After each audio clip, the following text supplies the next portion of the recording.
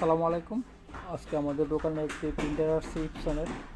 তো এটির মডেল হচ্ছে 3158, এটির মডেল নাম্বার। তো এই প্রিন্টারটির সমস্যা হচ্ছে প্রিন্ট আসতো না। এটাতে কোনো এমনিতে কোনো কোড মোড এগুলো কোনো কিছুই আসতো না।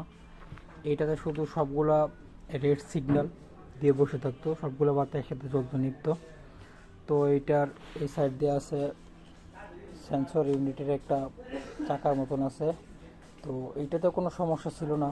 ভিতরে যে সেন্সর আছে ওই জায়গাতে একটা সেন্সর আছে, ওইটাতে কোনো সমস্যা নেই। তো এটার রেড সিগন্যাল পাওয়ারটা দেওয়ার সাথে সাথে রেড সিগন্যাল দিয়ে বসে থাকতো, আর কোনো রেসপন্স থাকতো না এটাতে। তো আমরা প্রিন্টারটা মাদারবোর্ডটা খোলার পরে আমরা যেটা পাইলাম, মাদারবোর্ডের সাথে একটা ফিউজ থাকে, হেডের সাথে কানেকশন এটা। তো ওইটা হেডের সাথে যে কানেকশনটা ছিল ফিউজ, ওই ফিউজটা আমরা জাম্পারিং করে দিই। আর ফিউজটা কেটে যাওয়ার মূল কারণ হচ্ছে এটাতে ভিতরে মেবি তেলাপোকা গেছিলো। তো এই যে তারগুলো এমনিতে কেটে ফেলছে, এই তারগুলো কাটা ছিল। আর আমি এগুলো কাটা ছিল অনেকটা। তো এগুলো শর্ট থাকার কারণে ওইটা ফিউজটা মূলত কেটে যাওয়ার পরে এটা প্রিন্টারটার প্রিন্ট করা যাচ্ছিল না।